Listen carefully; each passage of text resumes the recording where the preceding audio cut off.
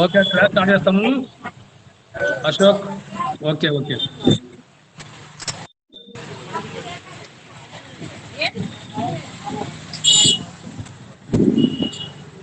మీకు sir examinations system మామూలుగా ఏ విధంగా ఉన్నది, మేము అన్ని పీడిఎఫ్లో పెట్టాం. ఈ నెల 28 ఫస్ట్ సెమ్ ఎగ్జామినేషన్ ఉంటాయి. దాని గురించి ఒకసారి మీకు ఇన్ఫర్మేషన్ ఇస్తాను. ఒకసారి చూడండి, దాని గురించి చెప్తాం.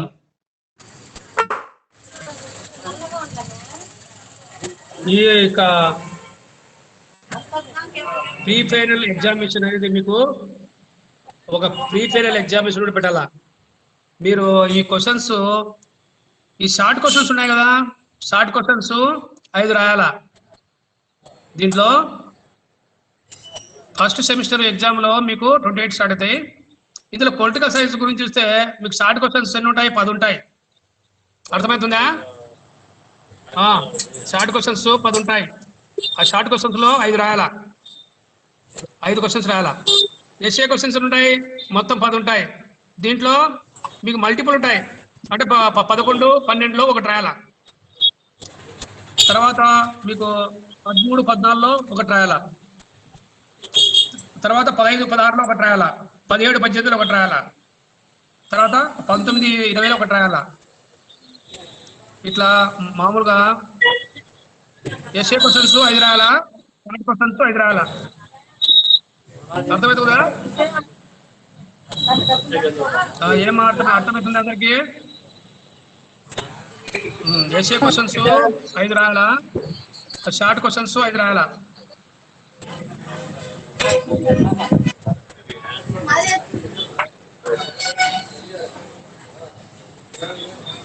ఇది మోడల్ పేపర్ ఎట్లుంటుంది మీకు? మోడల్ పేపర్ ఎట్లుంటుంది? ఈ షార్ట్ క్వశ్చన్స్ ముందుంటాయి, ఈ షార్ట్ క్వశ్చన్స్ ముందు వస్తాయి. ఆ తర్వాత ఎస్ఏ క్వశ్చన్స్ సెక్షన్ బీలు ఉంటాయి. సెక్షన్ బీలో ఏం రాయాలా? 5 రాయాలా. సెక్షన్ ఏలో ఏం రాయాలా? 5 రాయాలా. సరే, మీకు మధ్యాహ్నం ఉంటే మధ్యాహ్నం 2 o'clock క్లాస్ ఉంది. మీకు ఫస్ట్ సెమ్ గురించి మొత్తం రివిజన్ చేస్తాము. ఫస్ట్ సెమ్ గురించి మధ్యాహ్నం రివిజన్ చేస్తాను. ఇప్పుడు యొక్క సెకండ్ సెమ్లో డెమోక్రసీ గురించి కొంచెం చెప్పుకుందాం. Direct democracy. అశోక్, నువ్వు అన్మ్యూట్ పెట్టుకో. అశోక్, అన్మ్యూట్ పెట్టుకో. సార్ రీసౌండ్ వస్తుంది అని అన్మ్యూట్ పెట్టుకో. అన్మ్యూట్ పెట్టుకో, రీసౌండ్ వస్తుంది. అన్మ్యూట్ పెట్టుకో. సిగ్నల్ సరిగా రాలేదు సార్, సిగ్నల్ రాలేదు. నువ్వు అన్మ్యూట్ పెట్టుకో. అన్మ్యూట్ పెట్టుకో, ఆఫ్ చేసుకో, ఆఫ్ చేసుకో, ఆఫ్ చేసుకో. సౌండ్ వస్తుంది, రీసౌండ్. ఓకే ఓకే, సరే. మనం ఈరోజు సెకండ్ సెమిస్టర్లో భాగంగా మనకు నెట్ సరిగా రాలేదు సార్, మీ వాయిస్ బ్రేక్ అవుతూ వస్తుంది సార్ నాకు. ప్రభుత్వ పాలన భాగంగా ఈరోజు మనకు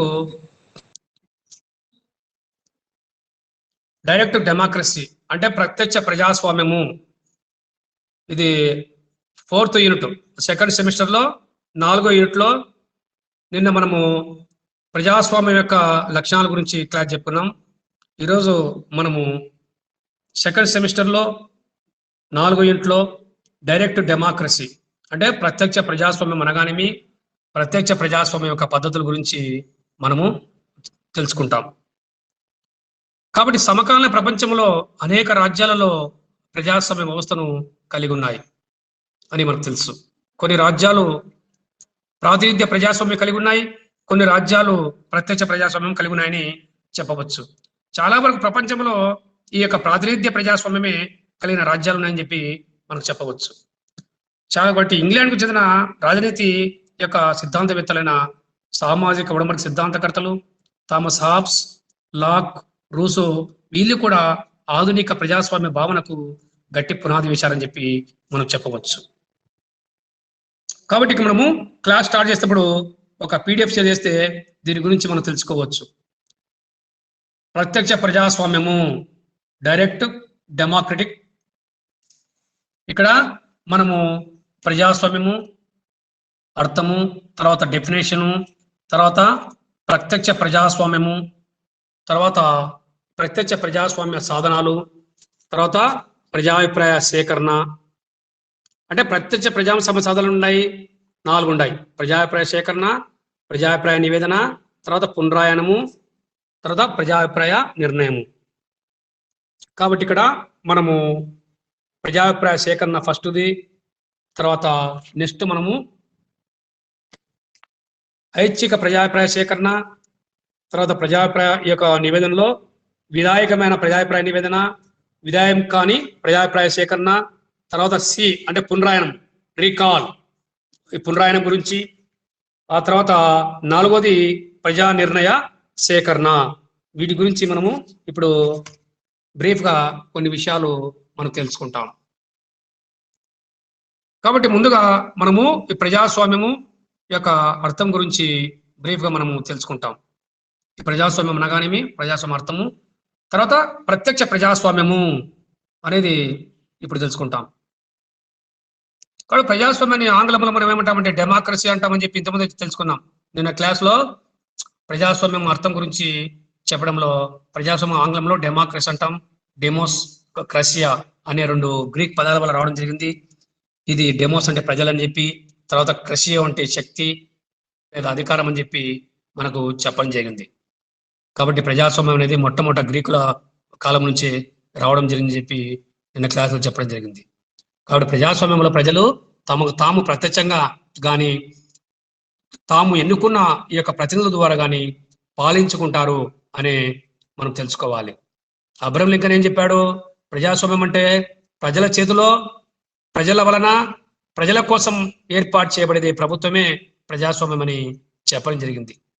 సీలీ ఏం చెప్పాడు? జిఆర్ సీలీ డెఫినేషన్, ఏ ప్రభుత్వంలో ప్రతి వ్యక్తికి భాగస్వామ్యం ఉంటుందో ఆ ప్రభుత్వం యొక్క వ్యవస్థయే ప్రజాస్వామ్యం అని చెప్పి ఆయన చెప్పడం జరిగింది. తర్వాత మనకు ప్రత్యక్ష ప్రజాస్వామ్యం గురించి తెలుసుకుందాం. డైరెక్ట్ డెమోక్రసీ, ప్రత్యక్ష ప్రజాస్వామ్యము అనగానేమి, ప్రత్యక్ష ప్రజాస్వామ్యం యొక్క సాధనాలు, the types of direct democracy, methods of direct democracy. ఈ ప్రత్యక్ష ప్రజాస్వామ్య పద్ధతి అనేది ప్రభుత్వం యొక్క కార్యకలాపాల్లో ప్రజలు ప్రత్యక్షంగా పాల్గొనే పద్ధతినే ప్రత్యక్ష ప్రజాస్వామ్యం అంటారు. ఈ పద్ధతిలో ముఖ్యంగా ప్రభుత్వం యొక్క నిర్ణయాలు, విధానాలు తీసుకోవడంలో మరియు శాసనాలు రూపొందించడంలో పౌరులు ప్రత్యక్షంగా పాల్గొంటారు. అంటే ప్రజలు ప్రత్యక్షంగా పాల్గొంటారు. ప్రభుత్వ కార్యకలాపాలపై ప్రజలు నేరుగా తమ అభిప్రాయాలను చెప్పడం జరుగుతుంది. ఈ ప్రత్యక్ష ప్రజాస్వామ్య పద్ధతి ఎక్కడుంది? ప్రాచీన గ్రీసులో ఉంది. తర్వాత ఎథెన్స్, తర్వాత స్పార్టా వంటి గ్రీకు రాజ్యాల్లో ప్రత్యక్ష ప్రజాస్వామ్య పద్ధతి అమల్లో ఉందని చెప్పి మనం చెప్పవచ్చు. కాబట్టి ఆధునిక కాలంలో స్విట్జర్లాండ్, అమెరికాలోని స్థానిక ప్రభుత్వాల్లో కొన్ని కాంటన్లలో ఈ విధానము అమల్లో ఉందని చెప్పి చెప్పవచ్చు.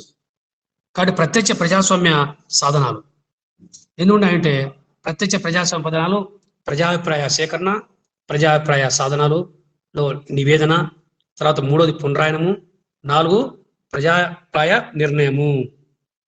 మొట్టమొదటిగా ప్రజాభిప్రాయ సేకరణ అన్నాం. ప్రజాభిప్రాయ సేకరణ అన్నాం. ఈ ప్రజాభిప్రాయ సేకరణ అనేది మనము ఇప్పుడు తెలుసుకోవాలి. కాబట్టి ప్రజాభిప్రాయ సేకరణ, ప్రజాభిప్రాయ నివేదన, తర్వాత పునరాయనము, తర్వాత ప్రజా నిర్ణయము అనేది మనము ఇప్పుడు తెలుసుకుంటాం. కాబట్టి ముఖ్యంగా మనము ఈ యొక్క ప్రత్యక్ష ప్రజాస్వామ్యంలో పద్ధతిలో 4 ఉన్నాయి. మొట్టమొదటిది ఇక్కడ ప్రజాభిప్రాయ సేకరణ గురించి మనం తెలుసుకుంటాం. ప్రజాభిప్రాయ సేకరణ ఈ పద్ధతుల్లో మొట్టమొదటిది ప్రజాభిప్రాయ సేకరణ అంటే రెఫరెండం. మొట్టమొదటి హెడ్డింగ్ ప్రజాభిప్రాయ సేకరణలో. ప్రజాభిప్రాయ సేకరణ అంటే ఏమి? ప్రజాభిప్రాయాన్ని సేకరించడం అంటే ప్రజలు పరిశీలనకు పంపించడం. అంటే ప్రభుత్వ విధానానికి సంబంధించిన కార్యకలాపాలు కావచ్చు, ఈ యొక్క విధానాలు కావచ్చు, ఒక ముఖ్యమైన విషయంపై ప్రత్యక్షంగా నియోజితుల అభిప్రాయాన్ని తెలుసుకునే విధానమే ప్రజాభిప్రాయ సేకరణ అని అంటారు. అంటే ఈ పద్ధతి ద్వారా ప్రభుత్వం నిర్ణయించిన ఒక అంశంపై ప్రజల అభిప్రాయాన్ని, ప్రజల ఆమోదాన్ని తెలుసుకోవచ్చు. కాబట్టి ప్రభుత్వ ప్రతిపాదనను మెజార్టీ ఓటర్లు ఆమోదిస్తే అది చట్టం అవుతుంది. మెజార్టీ ఓటర్లు ఆమోదించాలా ప్రభుత్వం యొక్క ఈ ప్రతిపాదనను. కాబట్టి ఈ యొక్క ప్రజాభిప్రాయ సేకరణ అనేది అమెరికాలో, తర్వాత స్విట్జర్లాండ్లో, కొన్ని రాష్ట్రాల్లో ఉంది. ఆస్ట్రేలియా వంటి దేశాల్లో కూడా రాజ్యాంగ విషయాలకు సంబంధించిన ఈ యొక్క విధానము వాడుకలో ఉందని చెప్పవచ్చు. కాబట్టి ప్రజాభిప్రాయ సేకరణ అనేది 2 రకాలు. నిర్బంధ ప్రజాభిప్రాయ సేకరణ, తర్వాత ఐచ్ఛిక ప్రజాభిప్రాయ సేకరణ. ఇవి 2 రకాలుగా ఉంది. ఈ నిర్బంధ ప్రజాభిప్రాయ సేకరణ అంటే శాసనసభ రూపొందించిన రాజ్యాంగ సవరణకు సంబంధించిన అంశాలను తప్పనిసరిగా ప్రజలకు నివేదించడాన్ని నిర్బంధ ప్రజాభిప్రాయ సేకరణ అంటారు. కాబట్టి స్విట్జర్లాండ్లో అన్ని రాజ్యాంగ సవరణలను ఆ దేశంలో ఏం చేస్తారు? నిర్బంధంగా ప్రజాభిప్రాయ సేకరణ పంపిస్తారు. అంటే అధిక సంఖ్యాకులు ఆమోదిస్తే అది చట్టంగా మారుతుంది. కాబట్టి అధిక సంఖ్యాకులు ఆమోదించాల, అప్పుడే అది చట్టంగా రూపొంది అమల్లోకి వస్తుందని చెప్పి చెప్పడం జరిగింది. తర్వాత ప్రజాభిప్రాయ సేకరణలో రెండవది ఐచ్ఛిక ప్రజాభిప్రాయ సేకరణ. అంటే శాసనసభలో ఆమోదించిన చట్టాలపై తమ అభిప్రాయాన్ని తెలుసుకోవాల్సిందిగా నిర్ణీత సంఖ్యలో పౌరులు ఏం చేస్తారు? ప్రభుత్వాన్ని కోరుతారు. ఇలాంటి ప్రజాభిప్రాయ సేకరణ జరుగుతుంది. అంటే స్విట్జర్లాండ్లో ఏదైనా శాసనసభలో ఆమోదించే చట్టాలపై కొంతమంది పౌరులు మామూలుగా అంగీకరించవలేను. అంటే దానిపై ప్రజాభిప్రాయ సేకరణ జరుగుతుంది. అప్పుడు మెజారిటీ ప్రజలు ఆమోదించాలా. అక్కడ మెజారిటీ ప్రజలు ఆమోదిస్తే, అంగీకరిస్తే చట్టంగా అమలు వస్తుంది.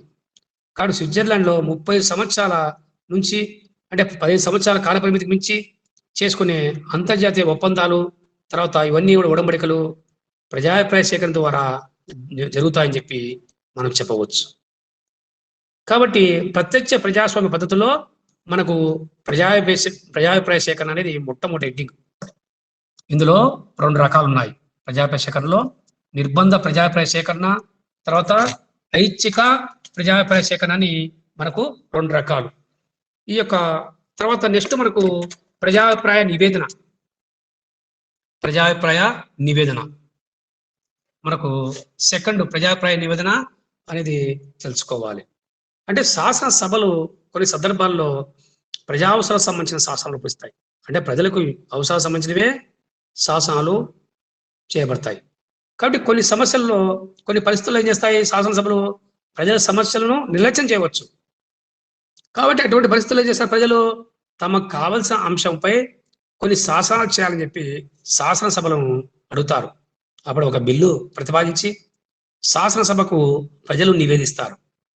అదే ప్రజాభిప్రాయ నివేదన అంటాం. కాబట్టి ఇది సెకండ్ హెడ్డింగ్, ప్రజాభిప్రాయ నివేదన. కాబట్టి ప్రజలు తమకు కావలసిన అంశంపై ఒక బిల్లును ప్రతిపాదించి శాసనసభకు నివేదించాలని ప్రజాభిప్రాయ నివేదన అంటారు.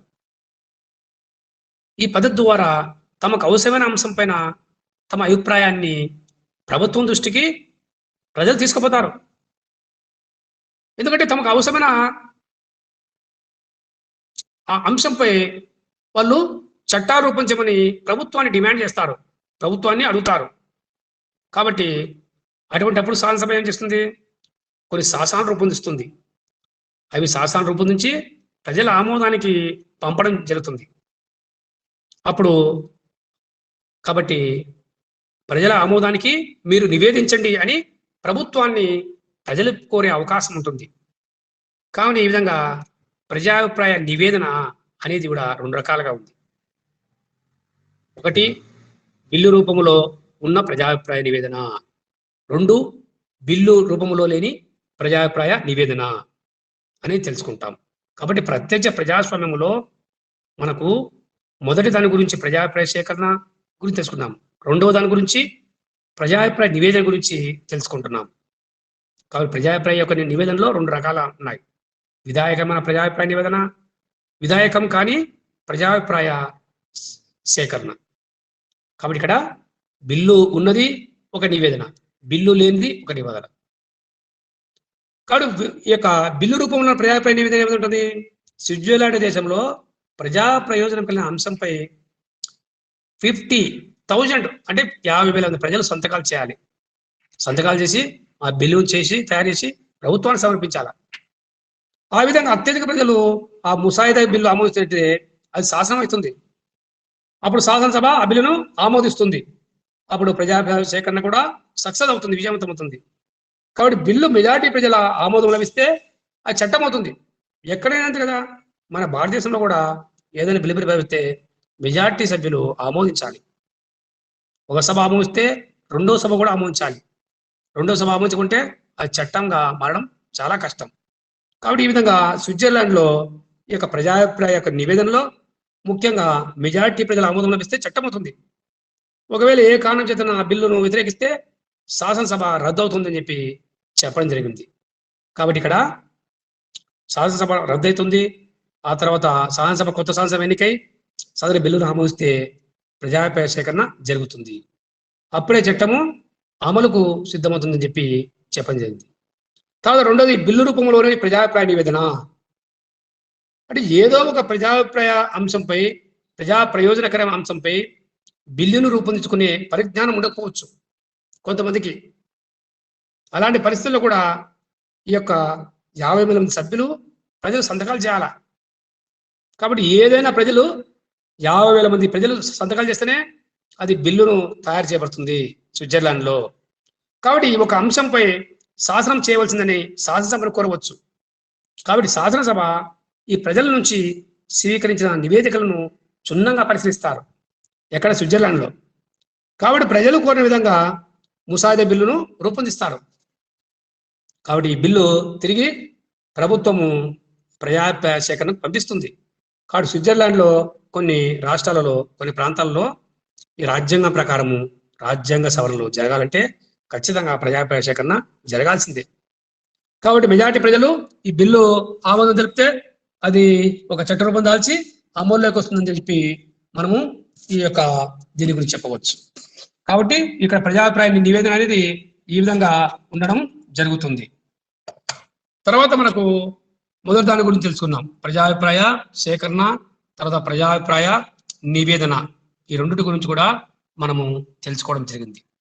తర్వాత ప్రత్యక్ష ప్రజాస్వామ్య పద్ధతిలో మూడోది ఈ రీకాల్, అంటే పునరాయనము, వెనక్కి పిలిపించడం. రీకాల్, వెనక్కు పిలిపించడం. ఎక్కడైనా ప్రజాస్వామ్య వ్యవస్థలో మీరు చూసినట్లయితే నియోజకులు అంటే యువకులు ఈ యొక్క ఒక నిర్ణీత కాలానికి తమ ప్రతినిధి అనుకుంటారు. ఎమ్మెల్యేలు కావచ్చు, ఎంపీలు కావచ్చు. కాబట్టి వీరు తమ విద్యుత్ యొక్క ధర్మాన్ని నిర్వహించాలి. ప్రతినిధులు ప్రజల సమస్యలను సమర్థవంతంగా లోక్సభలో కానీ, అసెంబ్లీ కానీ సమర్థవంతంగా ఆ సమస్యలు పరిష్కారం చేయాలి. కాబట్టి ఈ యొక్క ప్రతినిధులు తమ విద్యుక్త ధర్మాన్ని సరిగ్గా నిర్వహించాలి. అసమర్థులుగా ఉండకూడదు, అవినీతి పరులుగా ఉండకూడదు. ప్రజలు ఒక నిర్ణీత సంఖ్యలో ఒక తీర్మానాన్ని ఆమోదిస్తారు. కాబట్టి ప్రజలు ఆ యొక్క ప్రతినిధులు అవినీతిగా ఉంటే, సక్రమంగా పరిపాలన నిర్వహించకపోతే వారిని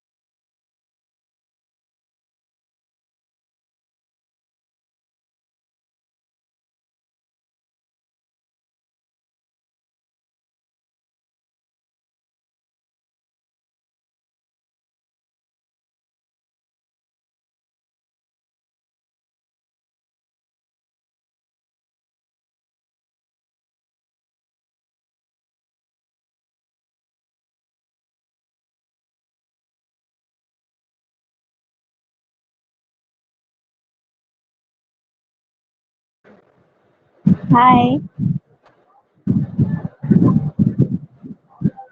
ఓయ్ దీపా. చెప్తా. ఏం ఎవరు లేరే? సారు చెప్తా అన్నాడు, మళ్ళీ ఏమో కట్ అయ్యి వెళ్ళిపోయినాడు.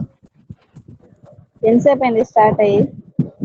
నేను ఇప్పుడే వచ్చిన, నీకు మెసేజ్ చేద్దామని వెనక్కి వస్తా అంటే ఎందుకో కట్ అవుతుంది ఇది. మిగతా వాళ్ళంతా 3 సార్లు కట్ మాట్లాడుతున్నారు. అయింది, అందుకే ఈడే కూర్చోండా. రోడ్ లో కూర్చుంటే ఏంటో, ఇంట్లో పోయి కూర్చో.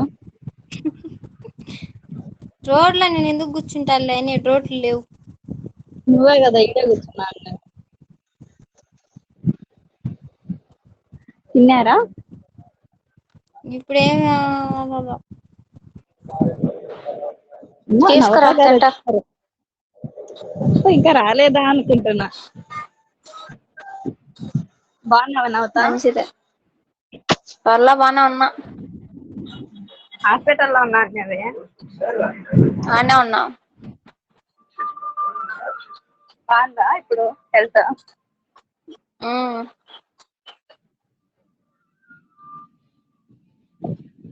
చెప్పాలి ఇంకా సార్ మీరే. మాకు వినపడ్డంలా సార్.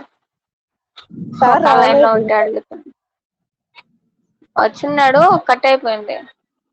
సార్ క్లాస్ అయితే వినపడదు కానీ మన మాటలు అయితే బాగా వినిపిస్తాయి. అది నిజం, సార్ మాట్లాడేవి కట్టు కట్టుగా వస్తాయి, మనం మాట్లాడేవి నీట్ గా వస్తాయి. పాపం సార్ ఇంత గుంత దించుకున్నారు సార్, మనం ఇంత చిన్న మాట్లాడినా.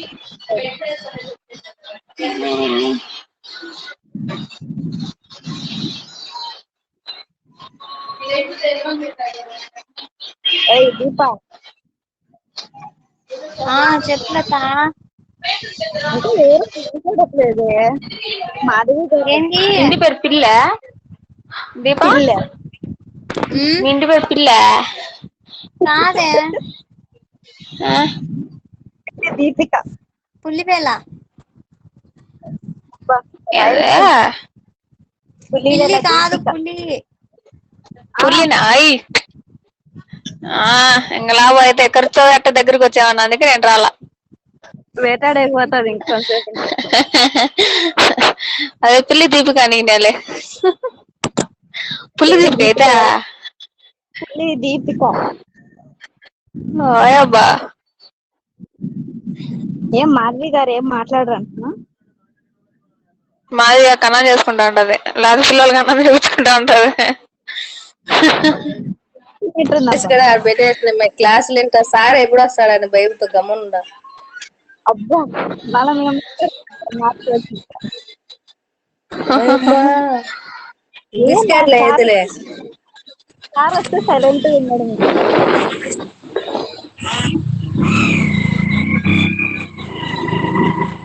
ఏం పని మాధవి. లేదు. ఇంకా తినలా, చేసి పెట్టినా. ఇప్పుడు 11:30కే చేసేసిన, క్లాస్ ఉంటది. ఓ. ఎప్పుడు చేసినా తినే 1 గంటకే కదా. అంతే.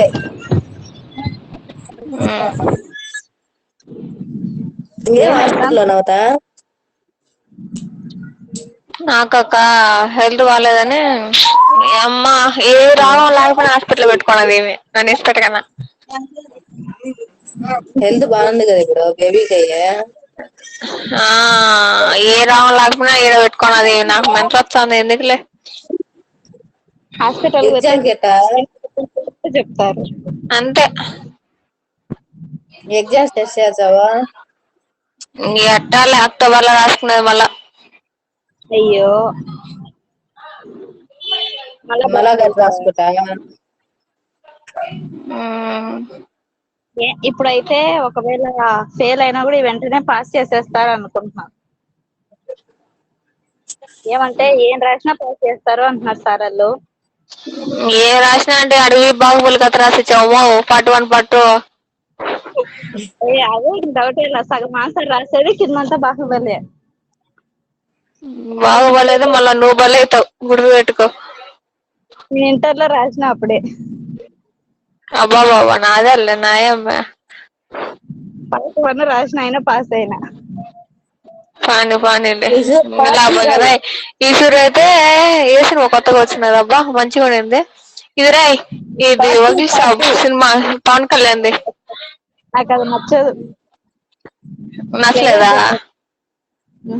మేము పవన్ కళ్యాణ్ ఫ్యాన్స్ అవి ఎన్టీఆర్ ఏంటి అన్నీ కూడా ఎన్టీఆర్ అమ్మో. అయితే త్రిపుర సినిమా వస్తుంది చూడు, ట్రిబుల్ ఆర్ అయితే క్లాస్ అయిపోయిందంట. October 23. క్లాస్ అయిపోయిందా? ఆ ఏం చెప్పినారంటే సార్ క్లాస్ తప్పని వెళ్ళిపోతే సడన్ గా కట్ అయిపోయింది. క్లాస్ అయిపోయిందండి, మధ్యాహ్నం ఉందంట క్లాస్. సరే బాయ్ మధ్యాహ్నం అయితే పదిహేను వస్తుంది. మంచిది. దీప అయితే లత ఎగ్జామ్స్ చెప్పండి. ఎవరబ్బా? నవత. హిస్టరీ క్వశ్చన్స్ చెప్పా. అట్లాంటివి నన్ను అడగదు. ఏందే ఆడ హిస్టరీ గొప్ప, నువ్వు నన్ను క్వశ్చన్స్ అడుగుతున్నావు. Important questions. మా దగ్గర హిస్టరీ ఇంపార్టెంట్ క్వశ్చన్స్ ఎక్కడున్నాయో ఎత్తుక్కోవాలని. రాసి నాకు మెసేజ్ అన్న చేయలేకపోతే ఉంటే అన్ని పెడతాము, లేకుంటే ఇంకా గోవింద. రాయికనే కానీ ఆ ఫోటో తీసి నాకు సెండ్ చేయి. సరేనా? టిక్కు కుట్టుంటావు కదా ఇంపార్టెంట్ అని. పెట్టినాను, రాసినానో లేదో బుక్. నేను అసలు ఎగ్జామ్స్ ఏం చదువుకోవాలా. Same problem. ఒక్క ముక్క రాదు. బుక్ పట్టుకుంటే హెడేక్ వస్తుంది. బా నాకైతే నిద్ర వస్తుంది. దిగులు జాస్తి అయిపోయింది. నిద్ర కూడా రాల, నిద్ర కూడా ఎడపోతుందో. నీకు ఇంకా పిల్లల్ని పాస్ అవుతావా? డౌటే. నాది మాత్రం డౌటే. అందరూ అదే అంటున్నారు. ఇంటర్ వాళ్ళు పాస్ చేసి, 10th వాళ్ళు పాస్ చేసి, డిగ్రీ వాళ్ళు ఏం చేసినారు? ఎవరు మెట్ట కొట్టిన డిగ్రీ వాళ్ళ? వాళ్ళ కోట్లు వేద్దాం మనం. వేయాల్సిందే మన ఇద్దరం పోయి. నెక్స్ట్ ఎలక్షన్ కి ఇంకా వాళ్ళు ఆడుకోవాల్సిందే ఆట. మమ్మల్ని పాస్ చేసినారా మీరు అని అడగాలి. మనం ఓటు వేయగానే తలియాలి. వాళ్ళందరూ చిన్నపిల్లలు అయిపోయా, మనం పెద్దోళ్ళం కదా, అందుకోసం లేండి మా. ఏంది మా అందరికి చేసినాం, మనం కూడా చేయాలి కదా. మనం చాలా పెద్దోళ్ళం కదా, చిన్నపిల్లలు ఎట్టైన రాస్తామని వాళ్ళకు ఇది. ఇంట్లో చిన్న పిల్లలు, పాలులాగా పిల్లలు. ఆ మనం ఒక్కరమే వాళ్ళకి పెద్దోళ్ళగా కానొచ్చినాం, ఏం చేద్దాం.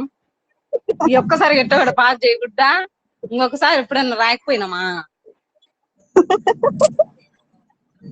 2 సంవత్సరాలు పాస్ చేసినారు ఇంటర్ 10th వాళ్ళని. మనల్ని అందరినీ మీడియా ముందు మనల్ని సంవత్సరాలు పాస్ చేసే మనల్ని ఒక్క సంవత్సరం పాస్ చేసే మాత్రం తప్పొచ్చు.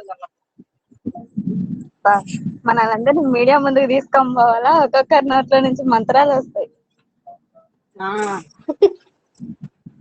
ఏం మనమేమంత పాపం చేసినామా? వాళ్ళంతా పుణ్యం చేసిందా?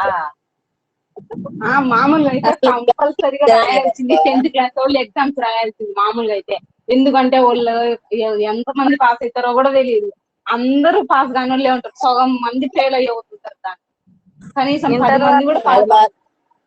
ఇంటర్ వాళ్ళ అది మాత్రం నిజమే. వాళ్ళు కనీసం 10 మంది కూడా పాస్ అవ్వరు. మనమే అన్నా పాస్ అయ్యన్నా వచ్చినాం, మనం అప్పుడు కష్టపడి రాసింటాం.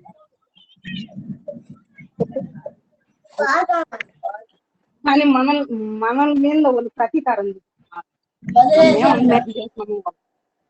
మేము ఇంటర్ లో ఉన్నప్పుడైతే ఒక అమ్మాయి పల్లె ఉంటారు బాగా తెల్లగానే, చదివేది ఒక్క ముక్క రాదు ఆ పిల్లకి. ఫస్ట్ ఇయర్ లోనైతే 5 సబ్జెక్టులు పోయినాయి. సెకండ్ ఇయర్ లో మళ్ళీ తెలుగు మారింది, పాస్ చేసేసినాడు. పాస్ చేసేసినాడు. మళ్ళీ ఎగ్జామ్స్ ఫస్ట్ ఎగ్జామ్స్ రాసినాడు, పోయింది. మళ్ళీ అందరు పాస్ చేసేసరికి అయిపోయింది. మీ పని మేలు లత. ఫస్ట్ ఇయర్ సెకండ్ ఇయర్ అయిపోయింది. మా ఏం పనమ్మా? ఇప్పుడు డిగ్రీ కొనాలి మన అందరికి. సెంటర్ ఏదంట అదే అంటున్నాను. ఏ సెంటర్ ఇంకా హాల్ టికెట్స్ వస్తే కాదురంగు రారా చెప్పరా క్లాసా? మధ్యాహ్నం 2 గంటలకి. అదే ఇప్పుడు ఏమో మధ్యాహ్నం మధ్యాహ్నం 2 గంటలకు ఉంటుంది క్లాస్.